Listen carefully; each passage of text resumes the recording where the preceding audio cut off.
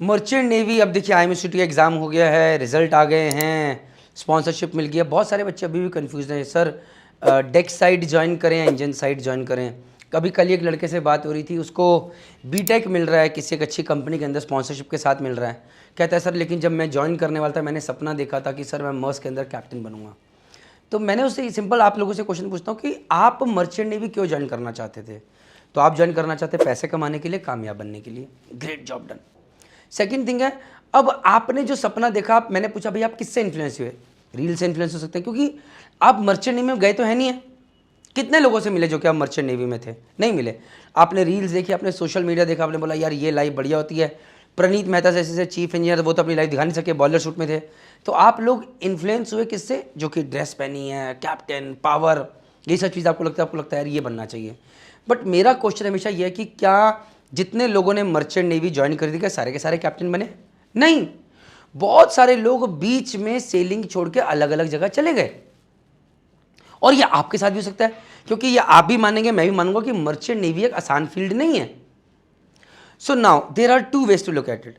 से यार आपको लगता है यार कुछ भी हो जाए, मर्चेंट नेवी मेरे लिए बनी है, मुझे कप्तान ही बनना, आपकी जिद है तो मैं आपको रोकूंगा नहीं, बनी है। लेकिन अगर आपकी ऐसी जिद नहीं है तो marine engineering is also a very good field, बशर्ते आप वो कॉलेज से ज्वाइन करें जो कि मैं रिकमेंड करता हूँ। उसके लिए please merchant navy start app download कर लीजिए, मर्चेंट डिकोडेड वेबसाइट पे कॉलेज पोर्टल पे जाके देख लीजिए। हमने बताया हुआ है कि हम कौन कौन से कॉलेजेस या कंपनीज रिकमेंड कर रहे हैं। कल को बाद में आप ब्लेम ना करें कि आपको सही इन्फॉर्मेशन नहीं मिली। लेकिन बीटेक मरीन इंजीनियरिंग करना अगर आपको एक अच्छे कॉलेज से मिल रहा है is not a bad option. क्योंकि कल को अगर आप कल को बोलेंगे कि यार मैं नौकरी छोड़ना चाहता हूँ, आपके पास ज़्यादा अपॉर्चुनिटीज़ इंजन साइड पे हैं as compare to deck side. जब आप शिप पे हो तो डेफिनेटली मैं बोलूँगा कैप्टन इज द बॉस।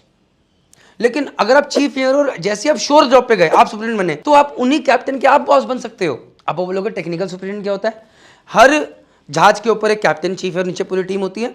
लेकिन टेक्निकल सुपरिटेंडेंट वो होता है जो कि जैसे चीफ इंजीनियर के बाद आप टेक्निकल सुपरिटेंडेंट बनते हो। एक टेक्निकल सुपरिटेंडेंट 4 जहाज देखता है या 5 जहाज देखता है। मेरे बहुत सारे दोस्त टेक्निकल सुपरिटेंडेंट है, तो अब कैप्टन साहब उन्हें सर बोलते हैं। तो it is, but again it is not about who is calling हुम सर। इंपॉर्टेंट ये कि आप जीवन में क्या करना चाहते हो।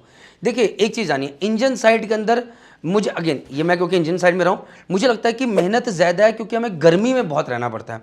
50 डिग्री 55 डिग्री सारा टाइम मशीनों पे काम। लेकिन वहीं पर फ़ायदा क्या है कि अगर कुछ अलार्म आया तो भैया बचता में बचलता है। डेक साइड पे वहीं पर हम ब्रिज के ऊपर है, लेकिन भैया अगर अलार्म नहीं बचता, अगर कोई जहाज दूसरी जगह से आ रहा है, आपको सतर्क रहना है, सावधान रहना है। वहाँ 6 ऑन 6 ऑफ ज़्यादा होता है। अगर आप पोर्ट पे गए 18-18 घंटे काम है। इंजन साइड पर अगर इंजन नया है तो कम दिखते हैं। 9 से 5 आपने ड्यूटी करी, 8 से 5 ड्यूटी करी, उसका जाके सो जाओ भाई, आपको इंजन रूम अनमैन्ड मिल जाएगा। सब लोग साथ में आते हैं, उसे कहते हैं अनमैन्ड मशीनरी स्पेसिस। अगर पुराना जहाज है तो इंजीनियर्स की ज़्यादा बैंड बचती है। आपको पढ़ाई ज़्यादा करनी पड़ेगी अगर आप इंजीनियर हो। यहाँ पर सब लोग डर जाएंगे क्योंकि आपको मैनुअल्स पढ़ने पड़ेंगे, आपको मशीनरी के ऊपर काम करना पड़ेगा, हर दिन कुछ नया सीखना पड़ेगा। बट वो चैलेंज भी तो है, कुछ नया करने को मिल रहा है, कुछ अमेजिंग करने को मिल रहा है। और वही चीज़ एटीट्यूड आपको ज़मीन पे भी हेल्प करेगा आपके कामयाब बनने के लिए। सो देखिए दोनों बुरे नहीं हैं, दोनों बुरे नहीं हैं। डिपेंड करता है कि आप क्या लाइफ से चाहते हैं। मैं तो गलती से इंजीनियर बना यार, I will be dead honest, but मेरे को एक पैसे का रिग्रेट नहीं है। हाँ जब मैं जहाज पे था मुझे कभी कभी लगता था यार जहाज पे कप्तान होना चाहिए, कभी कभी लगता था।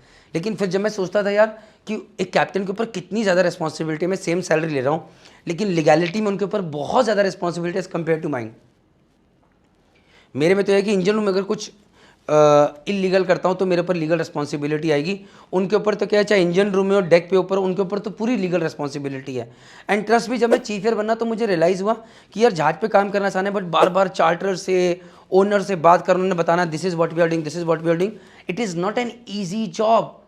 अच्छा खासा प्रेशर होता है यार कि एक पायलट आया हुआ है, पूरा जहाज लेके जाना है और अचानक आपकी पायलट से कुछ भैंसा भैंसी हो जाए, चैलेंजेस हो जाए। So grass is always greener on the other side.